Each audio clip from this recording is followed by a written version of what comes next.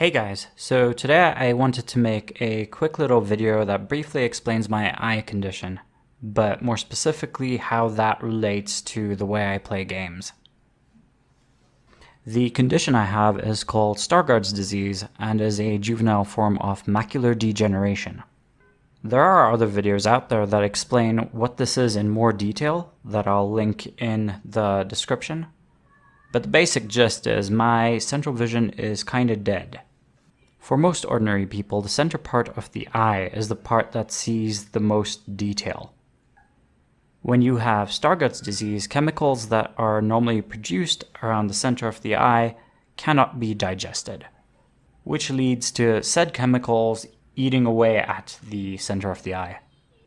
This deterioration leads to the loss of central vision, meaning a big blind spot and not being able to see details from the center outwards. People can get this disease from early childhood to middle age. For me, we kind of noticed sight issues from the time I was 6.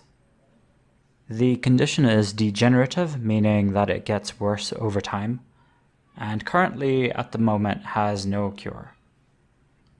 In any case, my sight loss seems to be a little worse than most people I've talked to with the same condition, probably because it started so early for me. With that said, let's get into the meat of this video, which is how does having Stargardts or low vision relate to gaming or being able to play? First off, the way you initially approach a game is significantly affected. Most games have a slight learning curve where you have to get used to the game's different systems and mechanics. When you have low vision, you have a few more things to learn in the form of visual and audio cues that help you compensate for the things you can't see.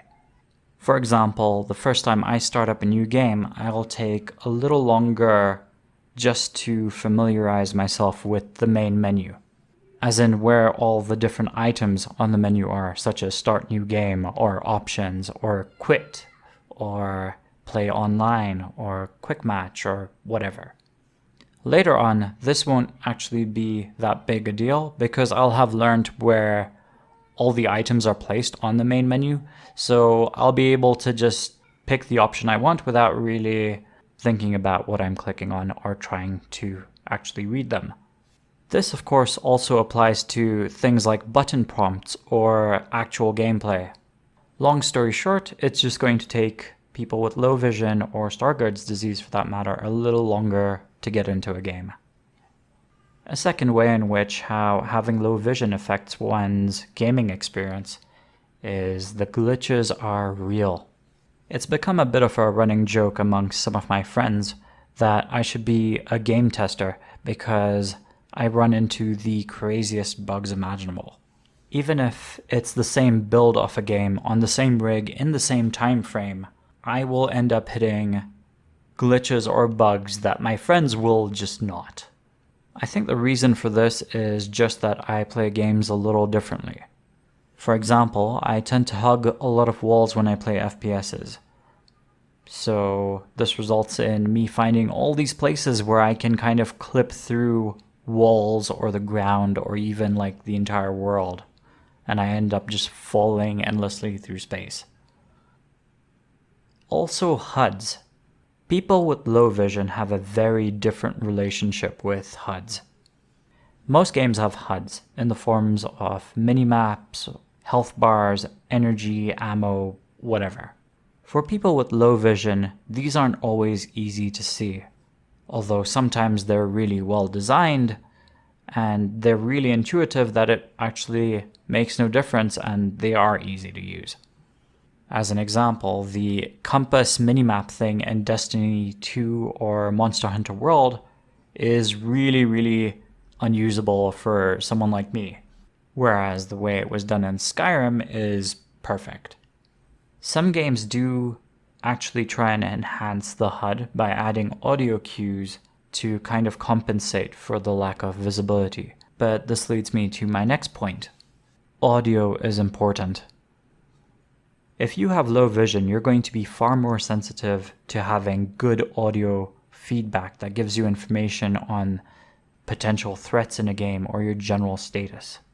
Overwatch, as an example, is a game with really great audio cues. In most multiplayer shooters, I actually have a really hard time trying to tell if I'm actually doing any damage to an enemy. However, in Overwatch, a different audio cue plays when you hit an enemy, and another audio cue plays if you hit them in the head. Additionally, Overwatch has great directional audio, which prioritizes enemy movements, so it's easy for you to tell if there are enemies around you. And it's so detailed that you can even, once you get used to it, you can even tell who the enemy is. On the flip side of audio, there's text. Games have a lot of text. People with low vision have trouble reading.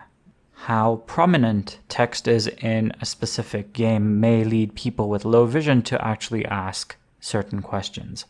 Questions like, will Windows Magnifier work with this game?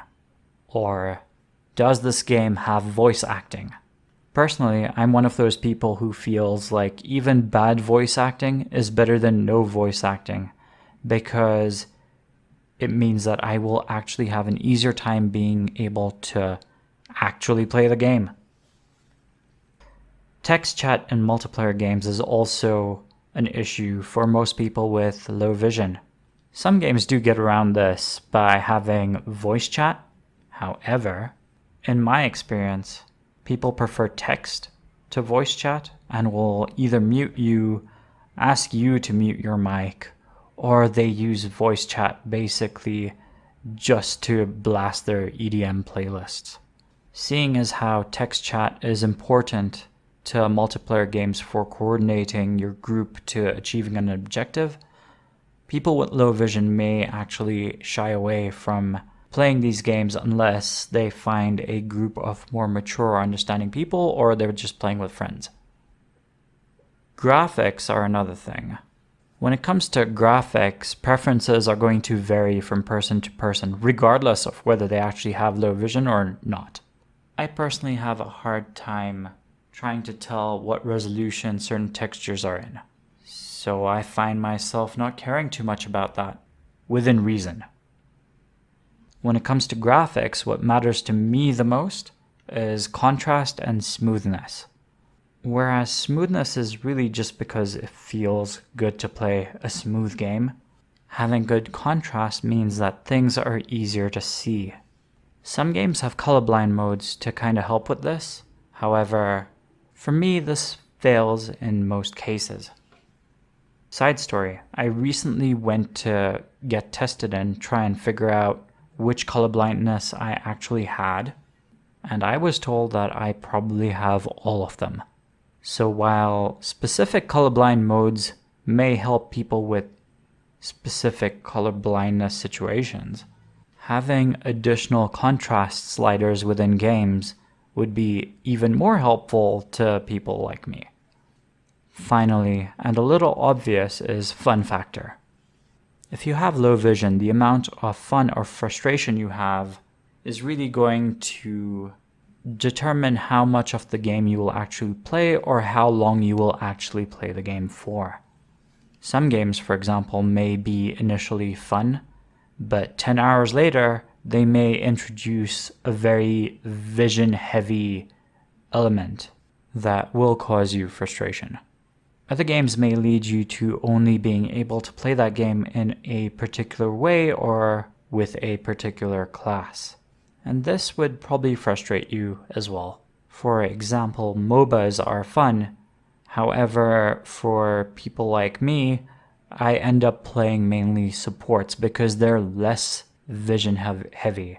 What I mean is, you mainly are working with your allies to kind of keep them alive, whereas other classes like assassins and junglers and tanks, those classes may be more reliant on looking at an enemy's health and striking when that health is at a certain point. Phew, so yeah, that about covers it. I may cover a few other factors in future videos if they are becoming more prominent, but for now, this will be the basis for the videos on accessibility I'll be making. If you have a vision impairment and feel like there's something I have overlooked, share it in the comments and I will probably cover that if I can in the future videos. For now, that's it from me and thanks for watching. Remember though, there are games out there that you can play despite having a vision impairment. I'll catch you later. Have fun.